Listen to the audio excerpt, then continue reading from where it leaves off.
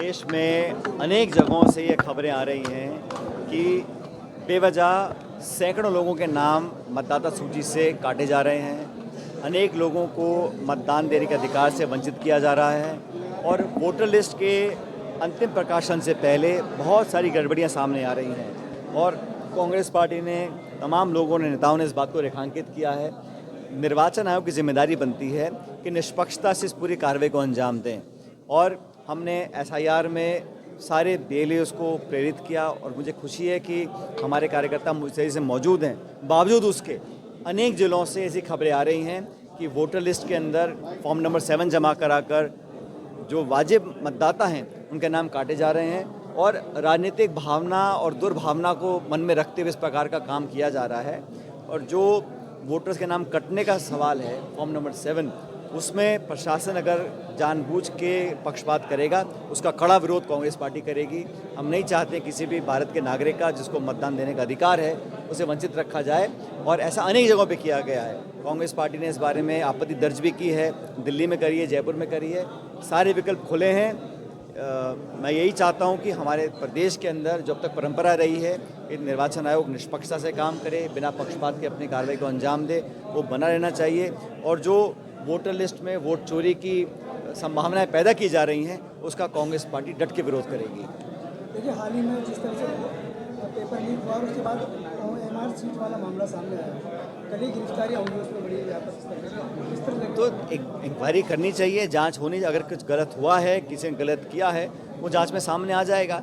निष्पक्ष जांच करने के बाद अगर कोई व्यक्ति इसमें लिप्त पाया जाता है, कोई अधिकारी हो, कोई भी हो, कोई बड़ा व्यक्ति हो, लेकिन उस पर कार्रवाई होनी चाहिए। लेकिन ये सरकार को खुलासा करते रहना चाहिए कि ये क्या प्रमाण उनके पास हैं, किस बिंदु को लेकर जांच हो रही है और इसमें 2 साल के बाद अभी खुलासे हो रहे हैं, इसका क्या मतलब क्या है। अगर आप इंक्वायरी कर रहे हैं, जांच बिठा रहे हैं, तो 2 साल तो लगते नहीं हैं इसमें।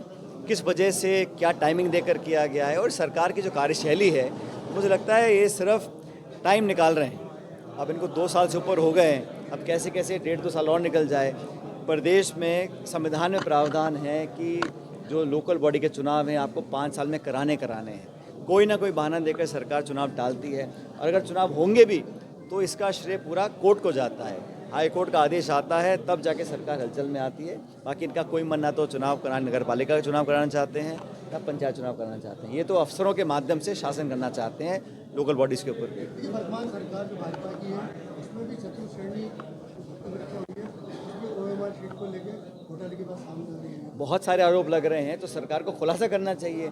पिछले कार्यकाल में जो हुआ उसकी अब जांच करें, कोई आपत्ति नहीं है। लेकिन आपके नाक के नीचे जो आरोप लग रहे हैं, जो लोग प्रमाण दे रहे हैं, जो मीडिया में आ रहा है, उस पर भी जांच करनी चाहिए ना। गलत है, किसी की सरकार में भी काम हो तो ये सरकार को अपने कार्यकाल में 2 साल में जो अब तक भर्ती हुई हैं, जहाँ पे जैसा आपने कहा लोग आरोप लगा रहे हैं, उसकी भी जाँच करनी चाहिए और जल्द करनी चाहिए। विधायक घोष वाले मामले में जिस तरह से पूरी स्टिंग ऑपरेशन सामने आया अखबार का, उसके बाद बीजेपी के पार्टी और सरकार के एक नाटक, बीजेपी के जो प्रदेश अध्यक्ष है उन्होंने कहा कि वो तो एक नाटक था। भाई वो क्या कहते हैं मैं इस पर टिप्पणी नहीं करना चाहता हूँ, लेकिन ये बात सच है कि राजनीति में पारदर्शिता और ईमानदारी बहुत महत्वपूर्ण है और सभी नेताओं व्यक्तियों को इसकी पूरी पालना करनी चाहिए। भाजपा हिंदू राष्ट्र की बात करती है, लेकिन माघ मेले में जिस तरह का हाई वोल्टेज ड्रामा देखने को मिला।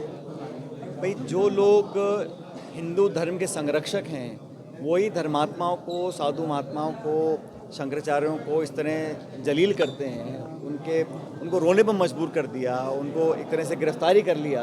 और इस प्रकार क्योंकि वो कोई व्यक्ति अगर उनकी राजनीतिक सोच से सहमत नहीं है तो उसको फिर वो मजा चखाने में लग जाते हैं। अब पावन अवसर पर इतने सारे श्रद्धालु वहाँ पर थे और शंकराचार्य जी के साथ जो किया वो बड़ा आपत्तिजनक है। इस प्रकार का व्यवहार इसलिए किया गया क्योंकि वो उनकी राजनीति से सहमत नहीं है।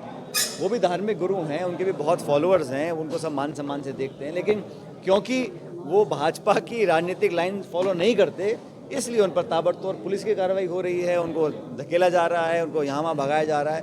तो ये तो साफ जो रवैया है सरकार का, भाजपा का, वो सब सामने आ रहा है।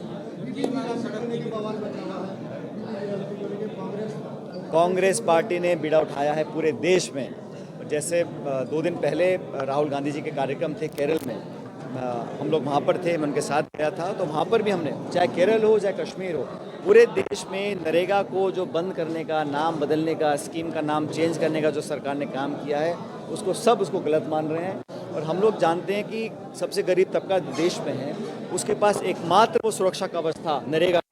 गरीब परिवार को 100 दिन का जो अधिकार संविधान में दिया था वो छीना गया है और इसको एक सेंट्रलाइज स्कीम बना दिया गया है। गांव में कहाँ कुआं खोदेगा, कहाँ सड़क बनेगी, कहाँ निर्माण काम होगा, इसका निर्णय राजधानी से होगा और वो भी उनके कहने से होगा। और बड़े बड़े ठेकेदार करेंगे, जो छोटे ठेकेदार थे पंचायतों वाले, उनको सब बंद कर दिया। क्या काम होंगे दिल्ली से, जयपुर से तय होगा और एक बजट तय कर दिया गया। पहले नरेगा में कोई बजट नहीं था, सरपंच अगर एक्टिव होता तो 50-100 करोड़ के काम करा सकता था। अब उस पर पाबंदी लगा दी है और जो योजना का खर्च है पहले 90 केंद्र सरकार का था, 10% राज्य सरकार का था, अब 60-40 कर दिया। तो राज्य सरकार पे 40% बोझ डाल दिया। तो ये स्कीम को जानबूझ के ख़त्म करना चाहते हैं क्योंकि कांग्रेस ने कराई थी। और पहली बार इस देश में अनेक स्कीम्स और प्रोग्राम्स हैं जिनका नाम बदलकर गांधी जी के नाम पर रखा गया। ये पहली बार है कि गांधी जी के नाम पर बनी स्कीम को आप बदलना चाहते हैं, तो गांधी जी का भी अपमान है। लेकिन ये गरीबों पर एक प्रहार किया है। ये सरकार चंद पूंजीपतियों की सरकार है। ये देश की संपत्ति जो हवाई अड्डे हैं, रेलवे है, पोर्ट्स हैं, खान हैं, खदानें, उन सबको चंद लोगों को देना चाहते हैं। और जो बड़ा तबका देश का है, जो गरीबी से जूझ रहा है, जो नौजवान लोग, शिक्षित लोग बेरोजगार घूम रहे हैं या ग्रामीण क्षेत्र में किसानी करते हैं, उनके प्रति सरकार की कोई योजना नहीं है। इसलिए इस नरेगा को ख़त्म करने का जो सरकार ने बीड़ा उठाया है, इसका पूरा विरोध करेंगे। और जैसे केंद्र की सरकार ने 3 काले कानून किसानों के खिलाफ बनाए थे, जमीन अधिग्रहण को संशोधन करना चाहते थे, उसका कांग्रेस पार्टी ने विरोध किया। हम कास्ट सेंसस चाहते थे, मोदी जी ने कहा आप तो अर्बन नक्सली हो, और अब खुद बात को मान गए तो दबाव पड़ा। इस पर भी नरेगा को जो ख़त्म करना चाहते हैं, पूरी पार्टी, पूरा प्रदेश और देश एक साथ खड़ा है। गरीब किसान के अधिकार के लड़ते रहेंगे और नरेगा को ख़त्म नहीं होने। सर, बीजेपी का आरोप है कांग्रेस में ना राम के नाम से परेशानी है और ये राम के नाम से ही ना विरोध कर रहे हैं, बीबी राम की। आप सब जानते हो, सबसे ज़्यादा जो राम का नाम लेता है वो मैं लेता हूँ। राम राम सा कितनी बार करता हूँ मैं दिन में, सब जानते हैं।